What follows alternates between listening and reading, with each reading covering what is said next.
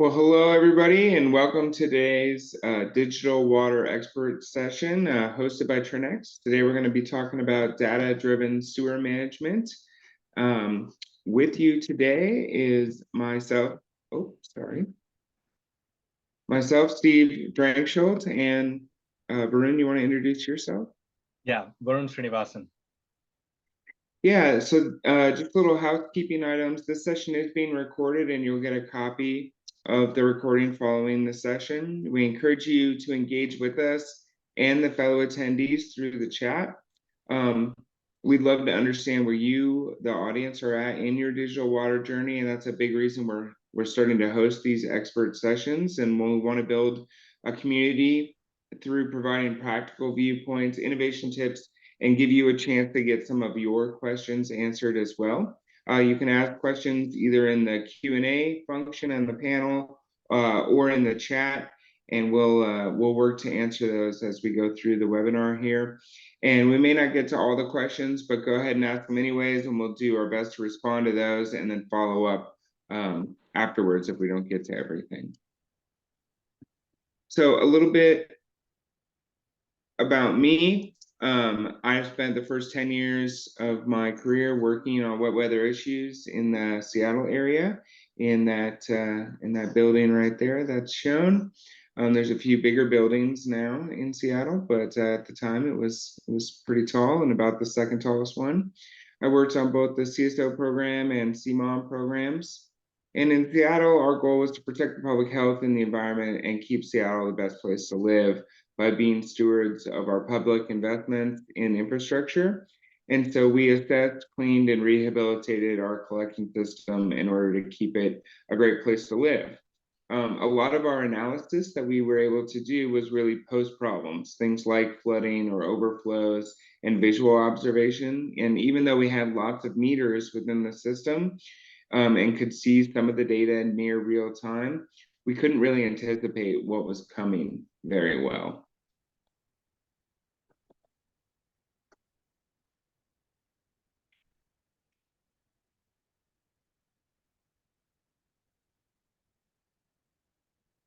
So we've been doing wet weather work in the Seattle area for a very long time. As you can see, starting back in the 1960s, there was 20 to 30 billion gallons of CSO volume that was happening on a pretty regular basis. And now we're down to the last little 1 to 200 million gallons a year. And just for context, Lake Washington and the Puget Sound, where all of these CSOs and overflows go into.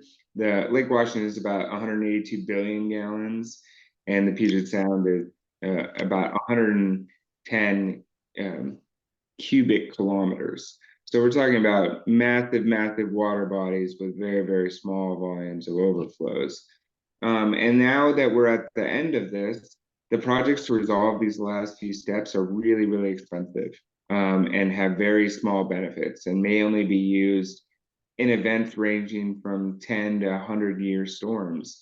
And so most of the time, this infrastructure remains relatively empty and just sitting there aging. And I know many utilities are looking for other solutions that aren't just tanks and tunnels and pipes. This is one of my favorite emails I ever got when I was working at Seattle. It was around one of the devices we had called a hydro brake, which are really more for stormwater situations, but we had them in the sewer, and we had an overflow that was caused due to some rats filling up our hydro brake and plugging it. So obviously this is an issue that the field crews got to deal with, but my favorite part of this email is actually the last line that expressed so much positivity despite the day they probably were having. But I feel like as engineers and leaders, we can do better for our field crews and our communities. And there must be a way that we can anticipate these problems before they get to the point where we got to send somebody in to do this kind of work. So just some definitions as we get going here. I know there's lots of different uses of these terms, CSO, SSO, and DWO or dry weather overflow. But for the way that we're going to describe them during this webinar, CSOs are overflows from permitted locations under permitted conditions. SSOs are unpermitted overflows, typically caused during wet weather and dry weather overflows, or any location during some unpermitted conditions, mainly meaning like not wet weather. And why do overflows remain a challenge within our systems? Well, as most of us are aware, there's a lot of wet weather out there. There are impacts from climate change, both on the arid side and on the wet weather side. Many of the regulations around overflows remain heavily regulated, but heavily underfunded for the needs that are out in the systems to support them. And then we've traditionally done a poor job of communicating what these impacts really are within our communities. And so it can often be difficult to get the support and funding needed to do these large infrastructure projects. And for most of us, we've been on this road for quite some time. Consent decrees started in the 80s, 90s, and have continued through the 2000s. A lot of the projects being done are massive infrastructure projects that take, at sometimes a decade to complete. We're now being faced with a number of other regulatory priorities around either climate resilience, getting to zero or minimal discharges, and then just so many other priorities our cities and systems are trying to tackle these days beyond just the last little bits of overflow that happen. And so why is it still going on? Well, our infrastructure keeps getting older, and it's not getting replaced at the same level that it was being installed in. The problems in our collection systems tend to be very complex and multidimensional. So it's not just one pipe or one thing, but even the solutions themselves can start to have a ripple effect into other areas within our systems. We've seen differences in rainfall durations and intensities, usually going up in both cases, but our resources going down, both from a people and funding standpoint. And then poor communication has resulted in lack of support within our communities for these particular issues. And as I mentioned, communication and engagement are key. We know that when folks understand the impacts and causes of overflows and flooding within our collection systems and within our cities, that they do support that. We don't want folks to have public health risks, not just associated with bacteria and viruses, but also flooding is a major concern. For example, when I lived in Seattle, we had in the instance where we had basement backups and people who weren't able to get out of their homes in those instances, and resulted in pretty significant infrastructure projects and lawsuits and a lot of really bad impact to the utility, where a lot of the people were just doing their job every day. And so communication and engagement are really key when it comes to the types of work we do and demonstrating that we're taking proactive approaches to address these problems. But fortunately, we're in a situation now where we can use data to help mitigate overflows before they occur. We have lots and lots of data within our collection systems that, if used in the right way, we can go from that data-rich, knowledge-poor state to more of a knowledge-based approach that'll allow us to progressively deal with these problems before they really even are identified or visible within our systems. So we want to take a little poll here and ask this question: where are you in your data-driven sewer journey?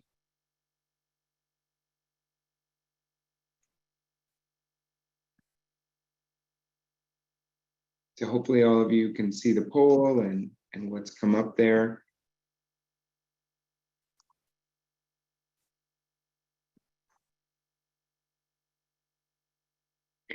And after this session, if you're not able to see the results, we'll get them posted for you all in the chat. Varun, you want to transition and start talking about data-driven journeys? Sounds good. Perfect. So looks like a majority of you haven't started on your digital journeys, and then are somewhere between not started and are progressing and looking for the right technologies. That's great. Thank you. Yeah, that's excellent. I think, now that you've had a chance to think about where you are in your data-driven journey, it's also important to think about what that data-driven sewer management can do for you as you move forward with implementing data collection technologies and any kind of analytics surrounding it. Some of the ways, there's a lot of different ways it can help, and I've shown that here, but I'm going to highlight a few which I think are very critical to promote an efficient and effective sewer management. One of the big ways that can help is proactive O&M, right? For example, if you know a storm event is coming, how do you decide which manholes or regulators that you target for cleaning so that you can avoid or mitigate the sewer overflows that might occur? Right. So one way you can do it is by using data and hydraulic models and rainfall forecasting data to be able to predict where those overflows might occur, and then direct your field crew to be able to go and inspect them and clean them accordingly. The other way is in terms of prioritizing maintenance. Typically most utilities have some kind of schedule by which they either calibrate the sensors or maintain the sensors, or decide how to decide which pipes need to be inspected and you can actually use data for all of this, right? Like if you know that a sensor is malfunctioning or has some kind of calibration issues, you can actually use that information to target where the cleaning and calibration needs to take place so that you are getting reliable data consistently. Or in case of pipes that need to be inspected, maybe you can use information like a predictive model which can take in information about the pipes, like its material, location of installation, the flows that goes through it, and decide what the probability of a defect occurring in that pipe is, and use that information to target inspections and rehab and replacement. Another way, which I think is very critical, is capacity assessment. Right? Typically, utilities don't have a very good way of assessing what the capacity of their sewer network is, and how decide whether a new development that is being planned, how that is going to impact that flow and the capacity of the system. Typically, you'll have to go to somebody to run a hydraulic model to figure that out. But what if you're able to do that capacity assessment on the fly based on some information about the development going in, like number of people and so on, to be able to decide whether how the development is going to impact your capacity. The last one that I think is not done often enough is I&I monitoring or estimation. Right? Every sewer utility struggles with inflow and infiltration in their system, which contributes to wet weather impacts in the flow, which not only impact overflows in the sewer network, but also treatment capacity at the wastewater treatment plant downstream of the sewer system. So if you can actually estimate your I&I dynamically, not just once in 3-5 years, you can actually target your pipe rehab and maintenance on areas where your I&I is the highest and be able to get the best bang for your buck for your operations and maintenance. Now that we have kind of thought about how data-driven sewer management can help your utility, some ways to think about how to achieve data-driven sewer management is we generally look at it in 3 different categories. One is a very manual category where you don't have any data collection system in place. You're using like manual overflow blocks or meters that are in place in the field, but don't have a central data collection system. So you have to send people out to review the meter data to figure out how much flow was discharged, what the volume was. And then you have to rely on people and your labor force at all hours of the day to be able to go out, which is not only difficult in the current market, but also is a safety issue, especially when your overflow locations or your manholes are located in difficult to access areas. The other way is kind of a build yourself DIY way. There's things that you have to figure out, like data management. How am I going to get data from different sources? How do I make the data available through API connections to different use cases? How do I have people develop customer code so that I can do a lot of the things that I need to do to be able to use the data? And then make sure that the data is good, right? How do I validate the data either through models or through custom rules so that you're using the right data for making decisions?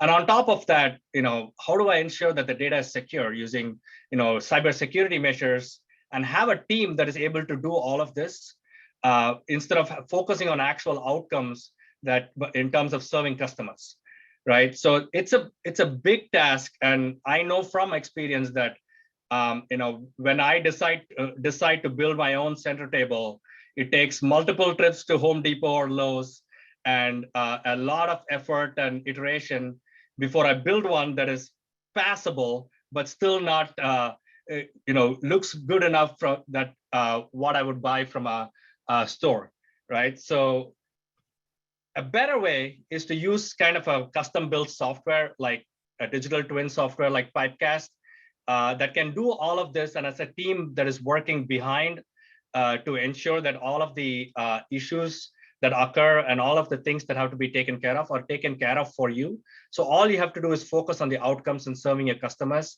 and not on all these minutiae of things that have to be taken care of. So what does a digital twin for sewer systems look like, right? This is a quick example of what a digital twin can do. Is it can take in data from all different sources, and which we'll talk about in the next slide, and put it into a format that is easily viewable for you, where you can look at, how many assets of mine overflowed, how many were dry and wet other overflows, what was the mean rainfall, what is the forecasted rainfall and forecasted amount of overflows, and if there are anomalies in the system, and view it in a very easy to use system that is fast and seamless. So let's talk about how that works, right? Now you might have a lot of different data sources in your utility. You might have a Scada system that takes in sensor data and has a data historian there. You collect the data. You might have some IoT devices which are not connected to any particular data historian, but have data going into a cloud system. You want to try to bring in weather data, not only historical rainfall data, but also maybe forecasted rainfall, so that you want to know how your system will perform 2-3 days ahead of time. You also might have GIS models that have information about all your assets, location, type of material, where it is installed, all of that information in a GIS model. And then you might have like hydraulic models that are being updated every 3 to 5 years, but not really used in a dynamic way for decision making. And CMMS system, where you're documenting all kinds of inspections and cleanings and using it to issue work orders, but are not connected to any of the other data systems like Scada and hydraulic models to help make decisions in a more proactive manner. Now, what a digital twin does is that it takes all of this data information in different data silos that exist on their own and bring it into a single platform, which is the digital twin platform. And not only does it do that, it runs models dynamically on top of the data on a consistent basis, and has cybersecurity built in so that you know that the data is secure at all hours of the day. And now all you need to do is use this digital twin actually to drive outcomes at all levels in your utility. So for example, at a management level, you might be concerned about, hey, I'm spending a week every month trying to get data from all different sources and putting it into a PDF report that I have to upload into my regulatory agency. How can I better automate it so that I can save time and effort doing that, right? Or you're in operations and you're worried about how can I find equipment discrepancies before it's too late, or 2 weeks after the discrepancy has occurred and somebody has sent an email and that email has gotten buried under my snowfall of emails that have occurred. Or you might be in engineering and thinking about, yeah, I have a INI report from 5 years ago that a engineer did for me, but I don't know what my current status is based on all of the pipe rehab stuff that I've done. So how can I better do an automated and dynamic INI analysis so that I can keep track of how my O&M efforts are having impact on my capacity? So before we head into actual use cases, let's talk about what a digital twin is. I've used that word a lot, and I want to make sure that one of the things that you go away with from this webinar is what a digital twin is, so that every time you hear that word, you have a picture in your head. A digital twin is a digital representation of a real world object or a physical system. Now, a digital representation means it could be on the cloud, it could be on your computer, but essentially it's not just a digital picture of your physical system, but it also has all of the behaviors of the physical system incorporated using data and models, so that all you can use is focus on outcomes and use the insights and interactions that it provides to drive actionable and improved outcomes. Now, one of the confusions or questions that I always get from anybody I talk to about digital twins, or they hear the word, is, hey, I know I've heard this word. How is this different from a Scada system? Is it going to replace my Scada system? What if I have a Scada system, do I need a digital twin, right? So I want to quickly clarify what the differences between these two technologies are. Number one, Scada is a representation of your current status in real time, right? It doesn't look at your past data, or it doesn't typically look at future information. A digital twin takes past data and puts present information in the context of the past data, but then it takes the past and present data along with the models that are in digital twin and is able to predict what might happen in the future. The second thing is that Scada is typically, the way it is used is to monitor and control in real time, right? You might have data coming in real time, you might have alarm thresholds set up, and whenever the data goes beyond those thresholds, the Scada sends off an alarm and you're able to react to that alarm in real time. The way typically a digital twin is used is to improve and support decision-making by using all of the data, but also the models that are in the digital twin. Hey, Varun, I think we had a question that kind of gets to one of these points here. So what are some benchmarks that will inform you that you've gotten to the point of a digital twin?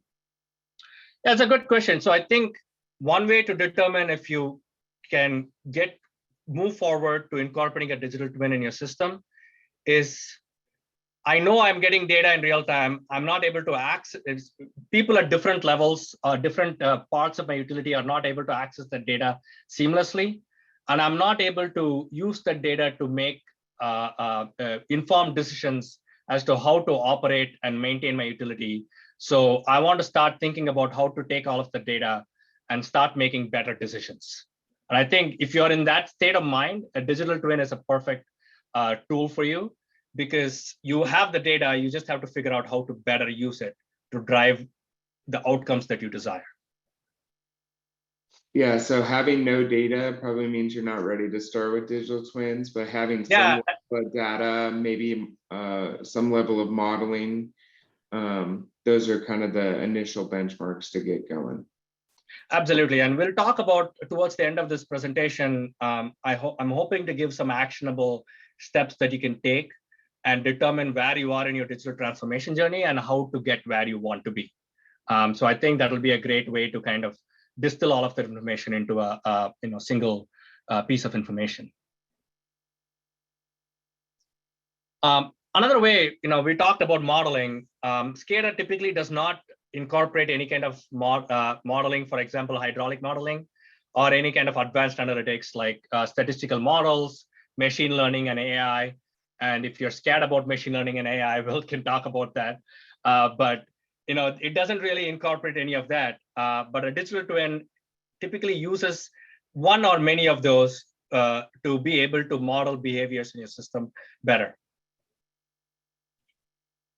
And lastly, Scada is typically used for reactive operations maintenance, where you get an alarm, you react to it, while a digital twin is typically used for reactive, can be used for reactive, but typically can also be used for proactive, and where by being able to predict what the behavior of the system is under different conditions, you're able to direct your resources more effectively and appropriately to the right places.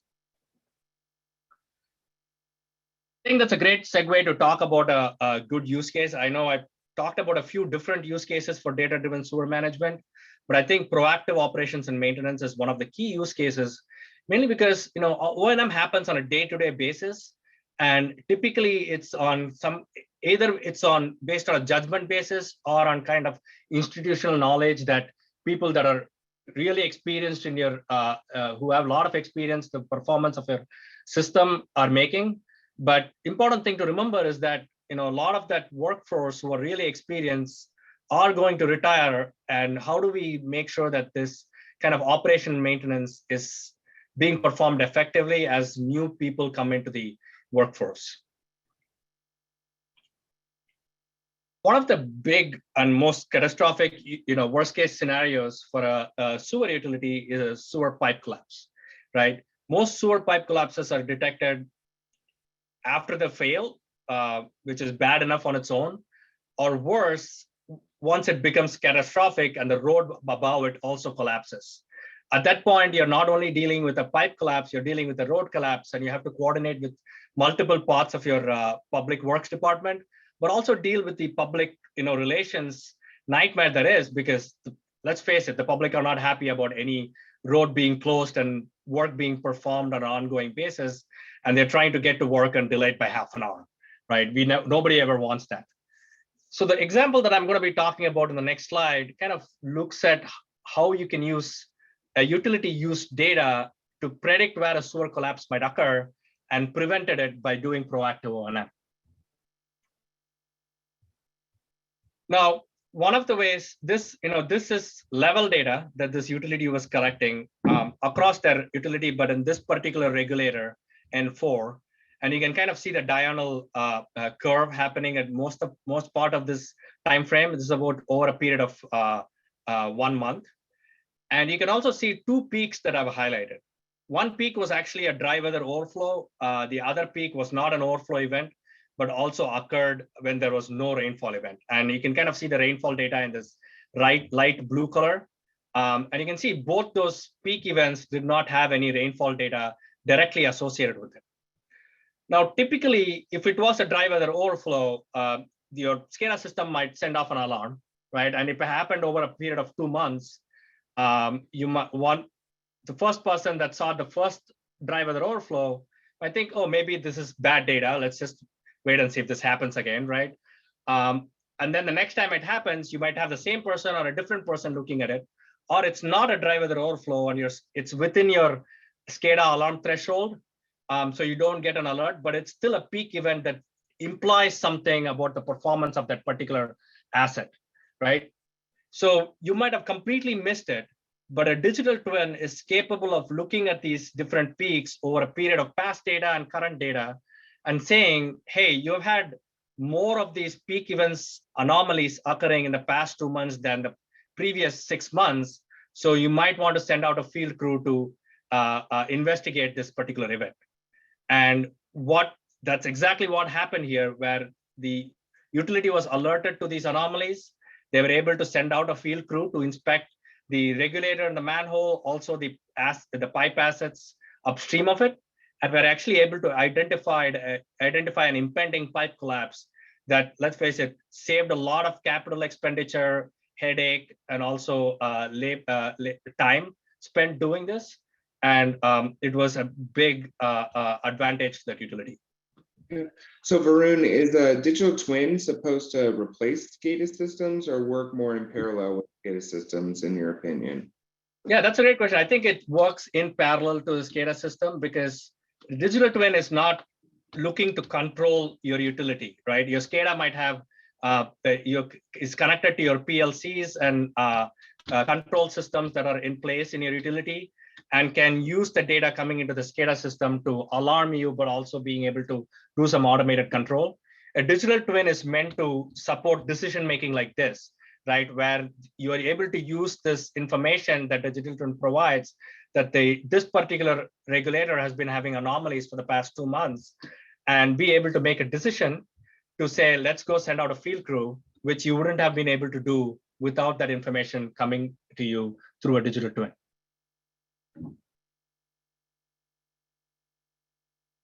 Now, obviously, an important thing to consider when we look at data-driven sewer management is whether the data coming in is good or not, right? If the data is bad, there's always a saying in modeling, garbage in, garbage out.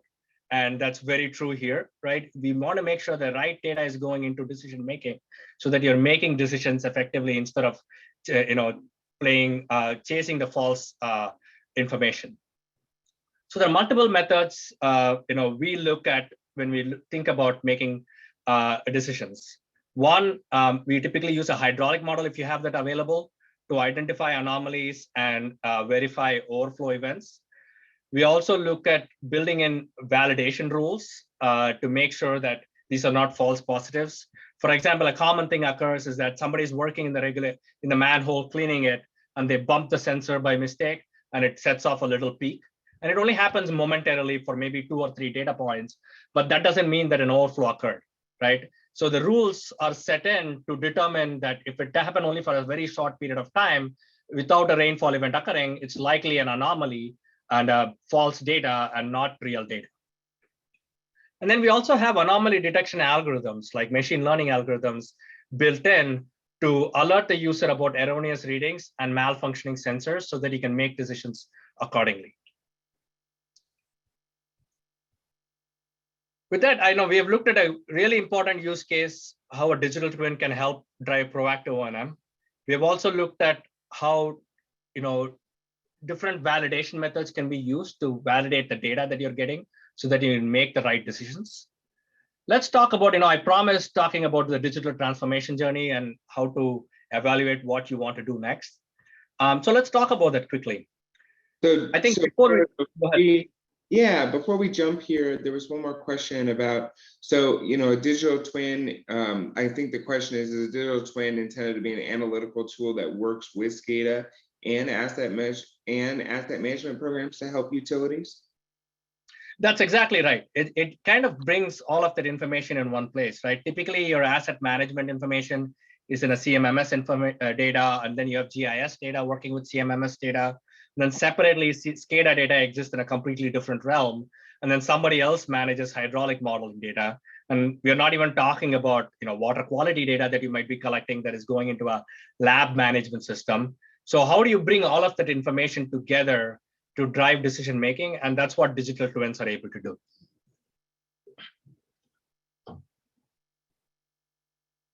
Okay, so let's talk about the digital transformation journey as kind of a last part of this webinar. Now, we had this little poll where you answered different questions, but just to make it easier for us, I'm going to assign some labels in terms of where you might be at in the different stages of the digital transformation journey. One stage you might be at is you're not started yet, right? Like you have a legacy analog infrastructure where you're doing still things manually. You don't have sensors. Maybe even if you have sensors, they're not being collected in a particular system. You have to send people out to look at the data from a meter. Or you might be in a basic level of digital transformation where you have some sensors in there. You could have more sensors, but the data is not well managed. It exists in different realms. You're not able to access the data easily. You have to contact multiple people to get data and be able to assemble all of that into maybe an Excel spreadsheet where you're trying to plot that information and make decisions. Or you're in a kind of an opportunistic stage where you're starting to manage that data into a single platform. Maybe you're a little more advanced where you have your data managed in a data warehouse, like on Google or on Microsoft.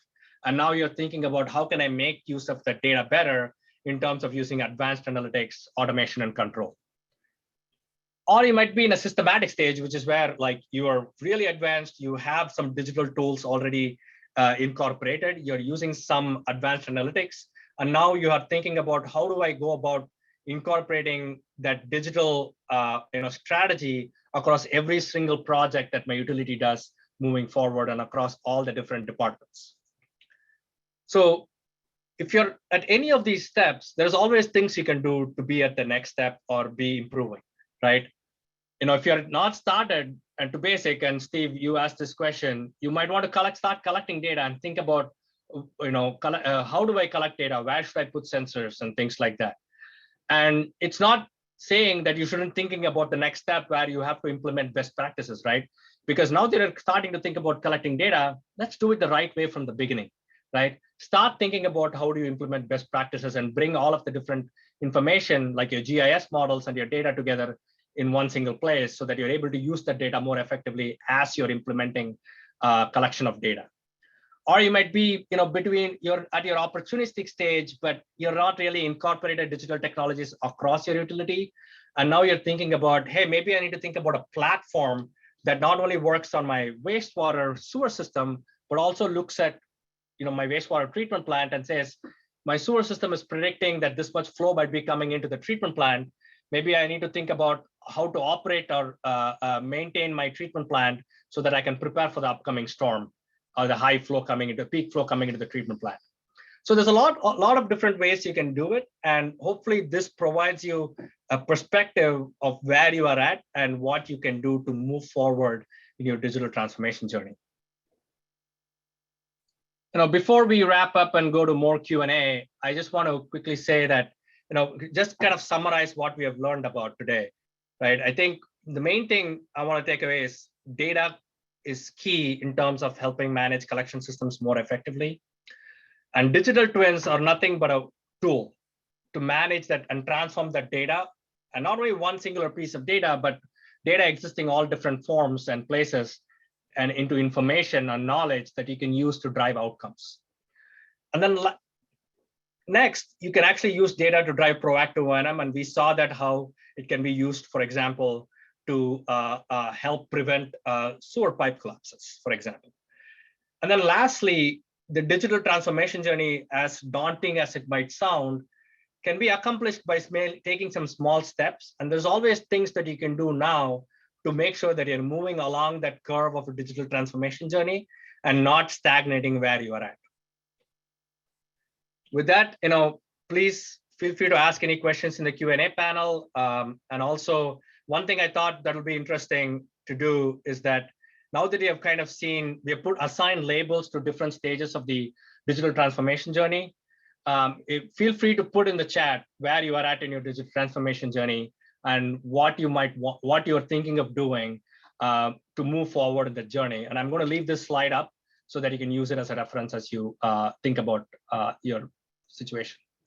Yeah, Varun, I know one of the common questions around a lot of the things that you've presented is we get a lot of data. How do we know if it's good, if it's bad? What do we do with all the false alarms that come in? And how do we avoid just creating a system that creates more garbage than the one we already start from? Yeah, and I think 10 years before, maybe we didn't have like all these advanced models to be able to do this kind of anomaly detection. But today, we hear about ChatGPT and AI in our everyday life, and cloud has become part of our life, right? We store photos on Apple Photos or Google Photos, but we don't typically we haven't really yet started using it very effectively for our water utility management. And I think that's where kind of these kind of machine learning models and hydraulic models and rule-based algorithms can help determine and make sure that you're not using false data to make sure you're just playing whack-a-mole, right? Oh, this was not the right information, so maybe next I need to go to the next one. So I think digital twins are a way to do that. Scada typically doesn't have those kind of models set up in the backend to be able to accomplish that, but digital twins typically do. And that's what they can really help with. Yeah, so we had a question, are the insights and KPIs developed within the platform openly accessible to query from other systems, like an enterprise BI dashboard? Yeah, absolutely. I think, the idea of, I threw around the word API connections, but just to make it simplified, what an API connection means is that it's a way to get data from a source, right? So once we get data into a digital twin, we are actually able to provide any kind of links that you might need to be able to send that data back to a enterprise management system. But the other way to think about a digital twin is not just a singular digital twin, right? We can think about it from a platform perspective where you're able to bring all of the information, not just into your sewer utility digital twin, but a wastewater digital twin too. And all of that exists on the same platform so that depending on what you want to do, you're able to access all of the different information in one single platform rather than using 20 different digital tools and worrying about how you're going to get data from all these different locations. Awesome. Does digital twins help prioritize gravity main cleaning and root foaming maintenance? Absolutely, right? Like if you think about it, one way to think, well, let's assume, think about a situation, right, where you might encounter all the time. You have sediment build up in your gravity main. You have grease build up from all the bacon grease that people have been dumping into their sinks, and now you have to worry about cleaning that before that causes any kind of overflow situation in your sewers, right? So your level sensors can help determine whether that the level is increasing, and if that level is increasing without any actual changes made to the system, then that signifies or implies that there is some level of cleaning that is required on those gravity mains that will help you determine where to clean. Another way to think about it is that hydraulic models are also a good way, because hydraulic models are usually calibrated once in 3 to 5 years. And so once it's calibrated, you know that a level is set based on what they calibrated it. And if the level changes in comparison to the hydraulic model, then you can, based on that, you can determine if that particular assets need cleaning. Yeah. Is this system for wastewater only, or can it be utilized in drinking water systems as well? Digital twins can be used for everything, right? Like, a lot of people talk about the LCRR compliance, right? That's a big concern for many drinking water utilities, for example. And then PFAS is a big concern coming up. On all of the, when I talk about a digital twin, digital twins are a general term for pretty much any digital representation of any physical entity. Now, today we talked about specifically sewer management, but there are also digital twins for drinking water, treatment, for an LCRR compliance, and all of that falls under the category of digital twins, and they all help bring in data from different sources and help you make decisions more effectively. Yeah, can you describe the difference a little further between a hydraulic model and a digital twin, because they both seem to provide pretty similar information to one another? That's a very common question, and that's a very excellent question.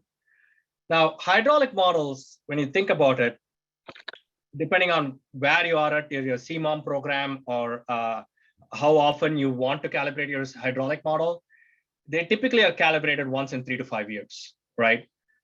And that's one of the best case scenarios. So if you're calibrating once in 3 to 5 years, let's say it's been 2-3 years since your hydraulic model has been calibrated, and now you're using that hydraulic model to make decisions, you can think back to those 2-3 years and think about what changes have occurred in your utility, right? Maybe 2-3 big developments have gone in your system, or you have done a bunch of pipe cleaning and pipe rehab and replacements that are going to change the way your system behaves that is not captured in the static hydraulic model.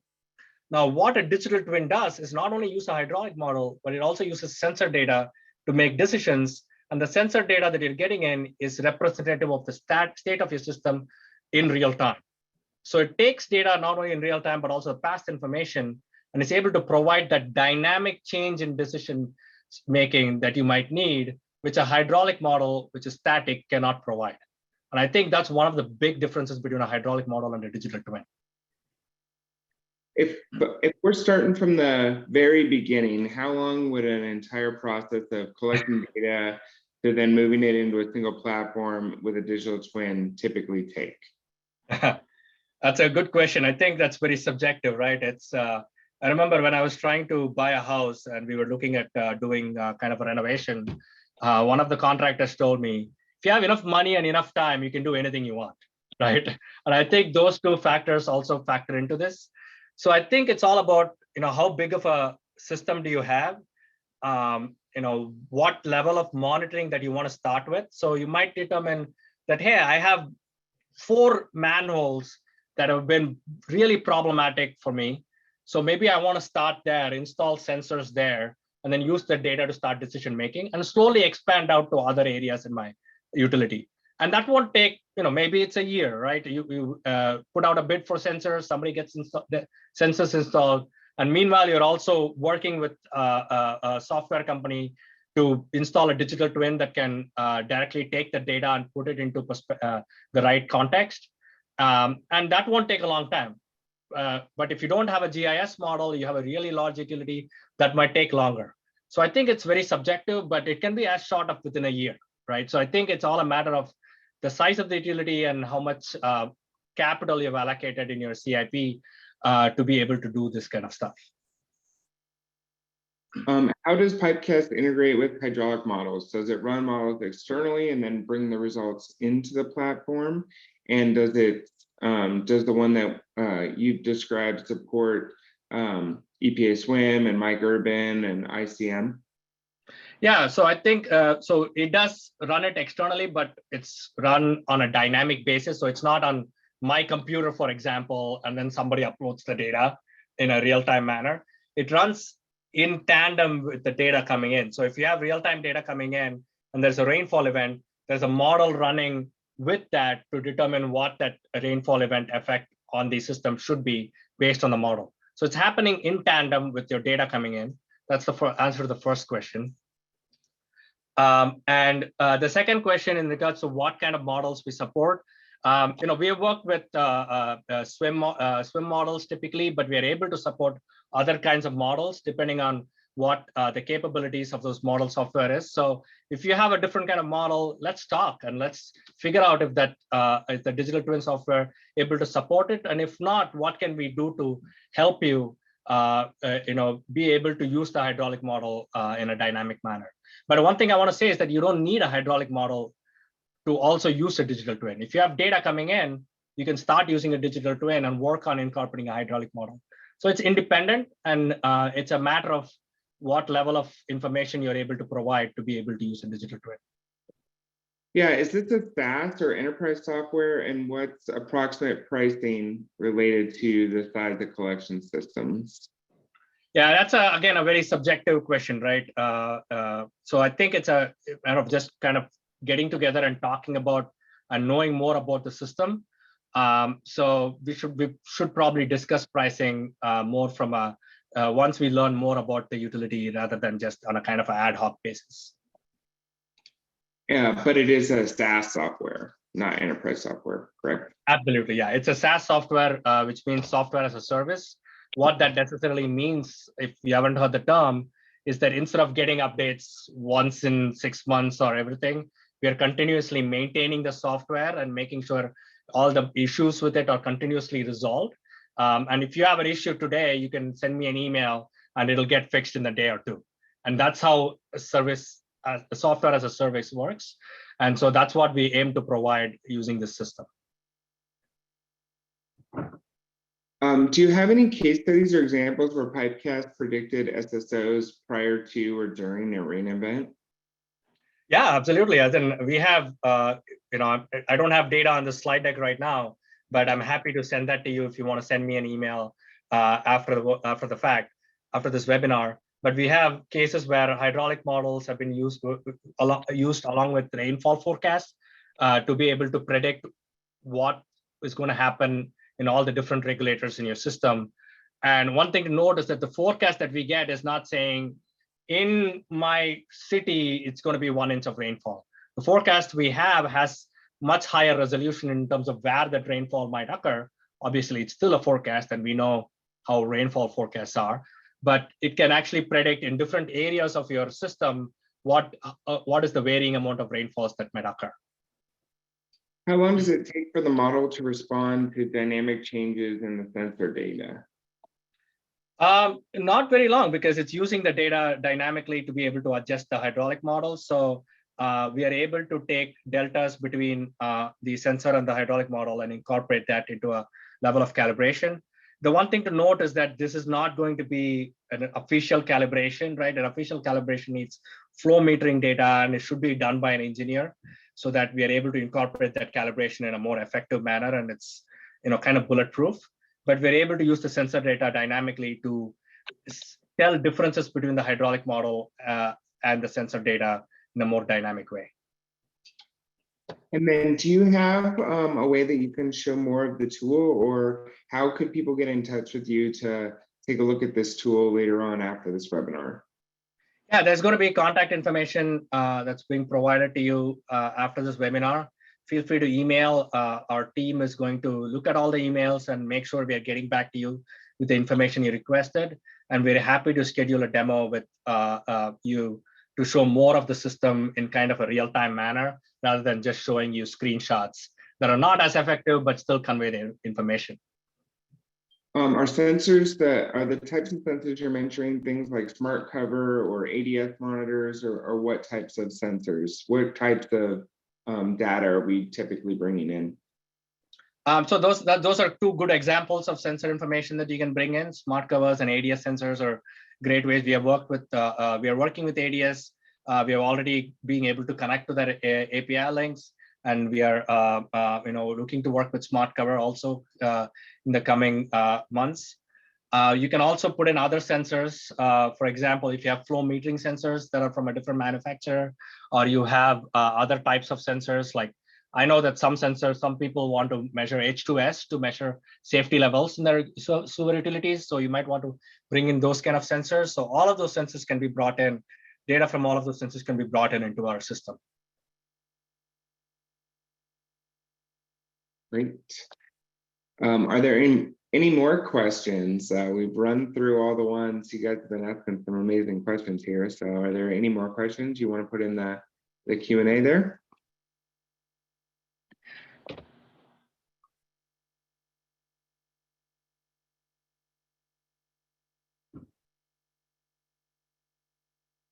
All right. Well, I think with that, we can close out the webinar. We really appreciate everyone joining today. And as I mentioned, there'll be several follow-ups that come through following this webinar. So if you have any additional questions, you'll have Varun's contact information as well as my own. And feel free to get in touch with us and talk digital twins anytime. Thank you all for joining.